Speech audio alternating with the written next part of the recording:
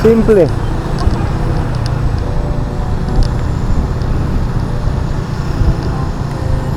Basic na basic. Pag walang lisensya, huwag mag-drive ng sasakyan. May lisensya man, magsuot ng helmet, munod sa batas trapiko. Yun lang, basic. Talagang masakit tanggapin.